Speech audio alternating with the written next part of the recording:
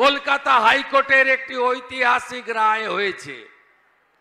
ঐতিহাসিক রায়ে যাদের চাকরি চলে গেছে তাদের নিয়ে আমার কোনো মন্তব্য নেই, কিন্তু এদেরকে দোকানটা খুলে চাকরি বিক্রি করেছিলেন 30 লক্ষ মেধাযুক্ত কর্মপ্রার্থীর, যারা সর্বনাশ করেছেন আজকে তাদের সর্বনাশ হয়েছে কলকাতা হাইকোর্টের ডিভিশন বেঞ্চে।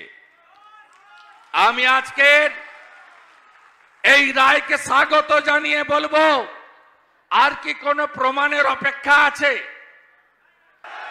এতদিন তো আমি ডক্টর সুকান্ত মজুমদার, দিলীপ ঘোষরা বলতাম, এখন তো কলকাতা হাইকোর্টের ডিভিশন বেঞ্চ বলল তোমরা 26,000 চাকরি চুরি করেছ, 30 লক্ষ মেধাযুক্ত পরীক্ষায় বসা কর্মপ্রার্থীদের পিঠে ছুরি মেরেছ।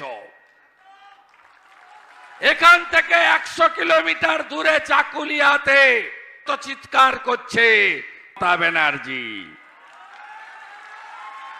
চিৎকার করছে, বলছে আমি এ রায় মানি না।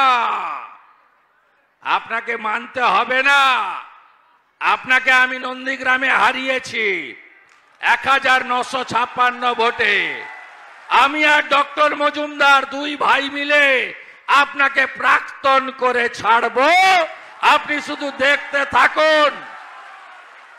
এর অবস্থাটা হয়েছে কি জানেন? গাড়ির পিছনে দেখবেন লেখা থাকে, দেখবি আর জ্বলবি, লুচির মতো ফুলবি।